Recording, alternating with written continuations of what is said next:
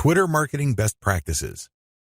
The first 9 videos of this training step you through the process of Twitter marketing. Whether you're going the fully automated route or you're doing things by hand, you have to use certain best practices. Otherwise, it's too easy for your Twitter marketing campaign to simply fall apart. The vast majority of people who try their hand at Twitter marketing simply do not succeed. It's not because these people are dumb.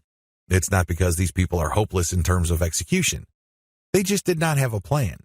They also did not follow certain best practices that would have increased their chances of success. Here are just some best practices that I've learned marketing successfully on Twitter for several years. Element by element optimization.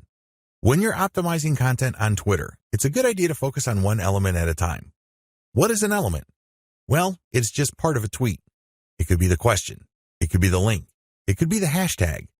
When you're optimizing for the highest amount of engagement and click-through, you have to change your tweet section by section. You can't just change them dramatically overnight because even if you do get some sort of improvement, you don't know which part accounts for that improvement. You're completely in the dark. On the other hand, if you optimize element by element, you can clearly identify which part you changed and reasonably conclude that this accounts for the improvement. Once you're no longer getting a nice improvement or you peaked with a particular element, then you switch to the next element. With Twitter, this is pretty straightforward. You play around with many different question variations until you get one that gets clicked a lot. Next, you swap out different hashtags until you get something that gets clicked a lot.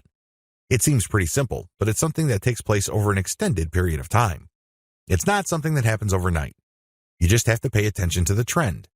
That's traffic statistics so you can make the necessary adjustments. Tweet timing optimization. Depending on your time zone, it may well turn out that a lot of your most active followers prefer early morning or late at night.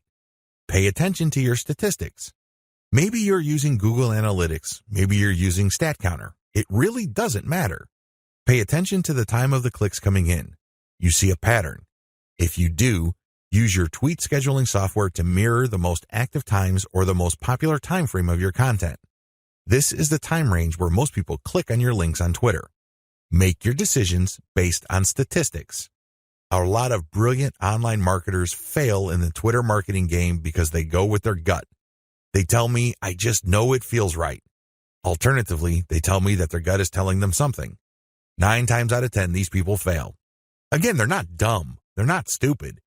Instead, they base their decision on feelings. Unfortunately, in this game, feelings can only take you so far. In fact, hunches often lead to dead ends.